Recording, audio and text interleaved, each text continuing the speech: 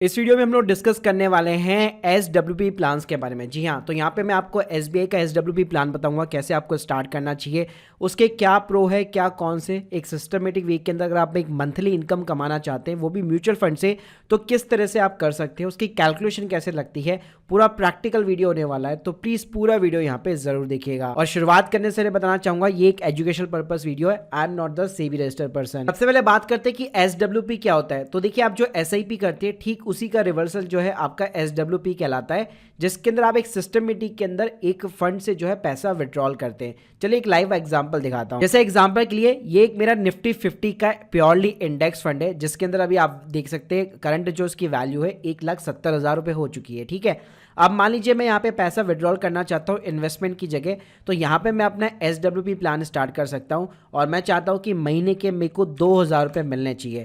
तो यहाँ पे आप देख सकते हैं आप अपना अमाउंट सेट कर सकते हैं, इंस्टॉलमेंट सेट कर सकते हैं, डेट सेट कर सकते हैं। यानी जिस तरह से आप SIP करते हैं वैसे ही यहाँ पे आप एक SWP लगा सकते हैं। इससे क्या होगा, सिस्टम अपने आप उस पर्टिकुलर डेट को जो है आपने जो अमाउंट सेट किया हुआ है उतने ही अमाउंट्स के यूनिट बेच देगा और इतना ही अमाउंट आपके बैंक अकाउंट के अंदर क्रेडिट हो जाएगा। अब ये जो SWP की शुरुआत होती है वो आप MF सेंट्रल हो गया, ग्रो हो गया, ज़ीरोधा कॉइन, कुछ प्लेटफॉर्म्स आपको प्रोवाइड करते हैं। इसके ऊपर वैसे मैंने अपना डेडिकेट पूरा वीडियो बना रखा है, लिंक दे दूंगा डिस्क्रिप्शन बॉक्स में, तो एक बार जरूर चेकआउट कर लेना कि इसको स्टार्ट वगैरह कैसे करते हैं। अब चलिए बात करते हैं कि SBI का कौन सा ऐसा बेस्ट प्लान है जिसके अंदर आप यहाँ पे SWP कर सकते हैं। तो पहली चीज, आपको कभी भी प्योरली इक्विटी फंड्स के अंदर यहाँ पे SWP नहीं करनी चाहिए, क्योंकि इक्विटी के रिटर्न्स जो है यहाँ पे ऐसा नहीं है हर साल ही आपको रिटर्न मिलता रहेगा। एग्जाम्पल के लिए जैसे कि मैंने ये निफ्टी 50 का रिटर्न उठा लिया, तो आप देख सकते हैं 2011 के अंदर ये -24% भी जा चुका है। अगर आप 2022 का ही रिटर्न देख लो तो केवल 4% का आपको रिटर्न देखने को मिला है। 2019 को देखो तो केवल 3% का रिटर्न यहाँ पे देखने को मिला है। तो आपको जो CAGR जो देखने को मिलता है वो यहाँ पे ओवर द लॉन्गर पीरियड देखने को मिलता है। तो ऐसा नहीं है कि उसी के बेसिस पे आपने किसी भी इक्विटी फंड के अंदर SWP शुरू कर दी। कि अगर मैं फंड की बात करूं तो SBI के अंदर आपको हमेशा कोई भी हाइब्रिड फंड या फिर एक बैलेंस एडवांटेज फंड को यहाँ पे कंसीडर करना चाहिए। जहां पे बैलेंस एडवांटेज फंड की आती है, SBI का बैलेंस एडवांटेज फंड काफी अच्छा खासा है। फंड साइज अगर आप देखेंगे तो 29,000 करोड़ रुपीस इसके अंदर इन्वेस्ट हो चुका है। एक्सपेंस रेशियो रेगुलर प्लान का 1.59% है, जबकि अगर आप डायरेक्ट प्लान लेते हैं तो 0.69% का एक्सपेंस रेशियो है। इस फंड ने गाइस एक साल के अंदर यहाँ पे 23% का रिटर्न, और पिछले 2 सालों का अगर आप CAGR एनुअल CAGR देखते हैं तो 18% का इसने यहाँ पे बेसिकली रिटर्न जो है निकाल के दिया है। वैसे आप देखेंगे तो ये ज्यादा पुराना फंड नहीं है। इस फंड की अच्छी बात ये होती है कि ये इक्विटी और डेट दोनों के अंदर निवेश करते हैं। जी हाँ, तो यहाँ पे आप देख सकते हैं इक्विटी होल्डिंग केवल 68% है, जिसमें लार्ज कैप 48% हो गया, मिड कैप 6% हो गया और स्मॉल कैप केवल बहुत ही माइनर से 0.77% का जो है कंट्रीब्यूशन है। बाद में अगर मैं बैलेंस एडवांटेज कैटेगरी की बात कर रहा हूं और इस फंड को ज्यादा टाइम नहीं हुआ है, तो इसके प्रायर भी अगर आप कंसिडर करना चाहते हैं तो आप HDFC बैलेंस एडवांटेज फंड को भी कंसिडर कर सकते हैं, जिसको क्रिजल ने 5 स्टार की भी रेटिंग दे रखी है। और आप फंड साइज देखेंगे तो सबसे बड़ा फंड साइज पूरा इसी का है। 83,000 करोड़ से भी ज्यादा इसके अंदर पैसा इन्वेस्ट हो चुका है।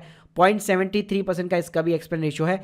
और इसके अगर आप रिटर्न्स देखेंगे तो SBI के कंपेयर में भाई ज्यादा मिलने वाले हैं। जी हाँ, एक साल का आप देख सकते हैं 41% का आपको CAGR देखने को मिल जाएगा, 2 साल का 30% और पिछले 10 सालों के अंदर 16% का इसने CAGR निकाल के दिया है। अब जैसे मैंने आपको स्टार्टिंग ऑफ द वीडियो बताया था कि अगर आप किसी भी फंड में इन्वेस्ट करते हैं तो ऐसा जरूरी नहीं है कि हर साल वो आपको रिटर्न बना के देगा। एग्जाम्पल के लिए आप देख सकते हो बैलेंस एडवांटेज फंड भी जो है 2018 के अंदर यहाँ पे नेगेटिव के अंदर गया था। कोविड का भी जब टाइम था तो Q1 के अंदर ये नेगेटिव के अंदर गया था। तो इन सिचुएशन के लिए आपको प्रिपेयर रहना पड़ेगा। अब इसको प्लान करने के लिए आप क्या कर सकते हैं, एक SWP कैलकुलेटर के ऊपर कैलकुलेशन लगा सकते हैं। इसके लिंक भी मैं आपको डिस्क्रिप्शन बॉक्स के अंदर प्रोवाइड कर दूंगा। एग्जाम्पल के लिए मान लीजिए आपने 10 लाख रुपए इन्वेस्ट किए, उसके बाद में आपको डिसाइड करना होता है कि आप कितना अमाउंट जो है पर मंथ विड्रॉल करना चाहते हैं। तो कभी भी यहाँ पे 0.50% से ज़्यादा आपको अमाउंट जो है कंसीडर नहीं करना चाहिए। यानी अगर मैं 10 लाख रुपए इन्वेस्ट कर रहा हूँ तो मैं 5,000 रुपये से ज़्यादा नहीं निकालूंगा। उसका मैं आपको सिंपल सा रीज़न बताता हूँ। मान लीजिए आप चाहते हैं कि यार मैं 30,000 रुपये महीने का निकालना चाहता हूँ, अभी 10 लाख रुपये मैंने इन्वेस्ट किए हैं और मान लीजिए आपका जो रिटर्न है एवरेज आपको 10% का ही सिर्फ मिलता है। तो यहाँ पे अगर आप देखेंगे, अगर आप विड्रॉल करते हैं 30,000 रुपये, तो आप देख सकते हैं यहाँ पे केवल 4th ईयर के अंदर ही आपका जो बैलेंस होगा ना, फाइनल जो वैल्यू होगी आपके फंड की वो नेगेटिव के अंदर चल जाएगी। यानी अल्टीमेटली आपका पैसा खत्म हो जाएगा।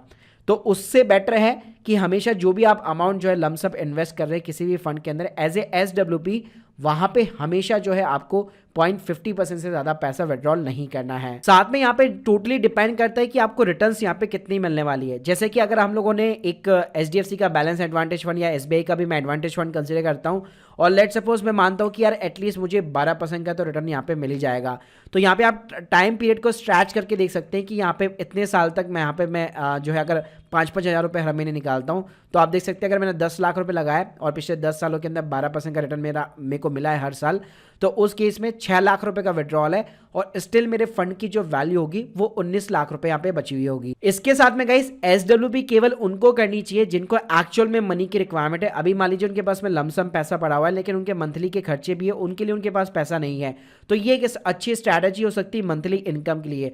बाकी अगर आपके पास में एक्स्ट्रा भाई पैसा पड़ा हुआ है इन्वेस्ट करने के लिए भी, एक्सपेंसेस के लिए भी, तो आपको हमेशा यहाँ पे इन्वेस्टमेंट करती रहनी चाहिए। SWP प्लान को यहाँ पे कंसिडर नहीं करना चाहिए क्योंकि देखिए SWP प्लान के अंदर आपको घुमा फिरा के आपका खुद का ही पैसा मिल रहा है। तो अगर आप SWP करोगे तो यहाँ पे जो कंपाउंडिंग का जो बेसिकली मैजिक होता है वो आपको बहुत अच्छे से यहाँ पे देखने को नहीं मिलने वाला। जनरली भाई जो SWP करते हैं वो केवल जो रिटायर्ड पर्सन होते हैं जिन्होंने यहाँ पे अपने फंड के अंदर अच्छा खासा कॉर्पस 5 करोड़ 4 करोड़ 3 करोड़ के समथिंग इकट्ठा कर लिया है, अब उनको अपनी रोजमर्रा जिंदगी के एक्सपेंस के लिए पैसा चाहिए, तो उसी केस में वो लोग अपना SWP जो है शुरुआत करते हैं। बाकी अगर आप ये सोच के कर रहे हो कि भाई मेरे को तो यहाँ पे SWP से एक्स्ट्रा पैसा मिल जाएगा, मैं अगर एक साथ लमसम इन्वेस्टमेंट करूंगा, तो ऐसा नहीं होता। आपका पैसा घुमा फिरा के आपको ही मिलता है। बस यहाँ पे अच्छी बात ये हो जाती है कि आपकी जो final value of the fund होती है वो भी एक तरह से ग्रो करती रहती है, क्योंकि आज आपको एक साथ पूरा पैसा नहीं चाहिए, आप टुकड़ों के अंदर उसको यहाँ पे विड्रॉल कर रहे हैं। तो guys, hope you like this video, please subscribe channel. अगर आप लोग के कोई भी डाउट्स है कमेंट बॉक्स के अंदर जरूर बताइए, और SWP की शुरुआत कैसे करनी है उसका प्रैक्टिकल वीडियो मैंने ऑलरेडी बना रखा है, link in the description box. Thank you guys, thank you very much.